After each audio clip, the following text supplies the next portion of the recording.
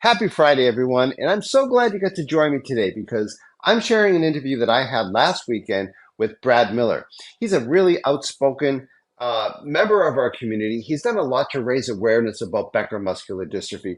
He has a blog called My Beckers Story, you might have read, and he also started something called Laps for MD. He'll be talking about that as well. I hope you enjoy the interview. Have a fantastic weekend, everyone. Thank you for being here, Brad. Let's get right to the questions, starting with my Becker story. What got you writing about your experiences and starting a blog? It was the fact that I was working in a call center and then got an injury of tendonitis. That was in 2009, and that was sort of they blamed it on the fact that I had Becker muscular dystrophy, saying that's why I got it. So at that point, I was facing a big life change, and I don't know. I mean, I started trying to look online to find others sharing more about Becker muscular dystrophy, and honestly couldn't find anyone. So I Mhm. just decided to start sharing my story. It was supposed to be one blog post, and then from there, it kept going. Can you tell us about the impact your blog has had in your own life and in the lives of others?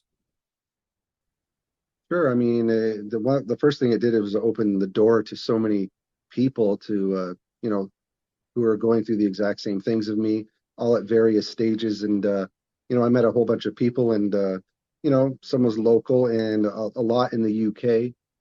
And then shortly after I did my blog, I did find that there was something else, a few guys that were trying to also share their story and raise awareness as well. And you know, it was sort of in the beginning of, I guess, Facebook pages and all that stuff that were going on, and so everyone was connecting. So I hope that the impact it had that it connected people and that it encouraged others to maybe share their stories and be more open about it. Let's talk about Laps for MD. What exactly is that and how did it come about? Well, for some reason, there was always in me, I was just trying to look for new ways to raise more awareness of muscular dystrophy. So I Mhm. had already been involved around 2010 with Muscular Dystrophy Canada and the walk they put on. So I was just thinking, is there something that I enjoy that I could maybe combine and also raise awareness and funds? And so I've always been into racing. And so for some reason, just came up with the idea for Laps for MD. And, I mean, we got lucky and had two drivers sign up. And then from there it started. And that was back in 2014. And so, yeah, I mean, they're just raising awareness and they run the decal and, show support for families and the individuals affected by BMD. Please tell us about the specific impact of Laps for MD. Sure, yeah. I mean, it enabled me to meet with others that had Becker's and other forms of muscular dystrophy. There was even a mother who lost her child to Duchenne that was invited out because it's not just about the individuals, it's also about the family. So it's something that's brought families together. And thanks to one racing team, we were actually able to do a meet and greet and have a couple families and individuals come out and just to see the smile on their face and the enjoyment of maybe getting a little bit of a break from the daily challenges that actually do come with this. And so it's just the impact on the children and the smiles on their faces and the parents as well. What are some of the rewards you've had from your blog, BMD Awareness Week, and Laps for MD? Right. you know hmm. I guess some standout things to me is just the ability to meet with others, because when you're living with this, there comes a point where you're maybe trying to ignore it or just living your life, and then all of a sudden the effects come in. And to me, it was just the opportunity to no longer feel alone and connecting with other people that understood what I was going through. And I mean, the real benefits was the ability to meet with people locally. I've met with three different people with Beckers, and there's one that's local, and we always stay in touch. So to me, the biggest benefit is just, no longer being alone in this, The and connection with people. yeah, that's to me the main benefit is that, because, feeling alone, but then feeling part of something is very important. What are some of the challenges you faced as an ambassador and advocate?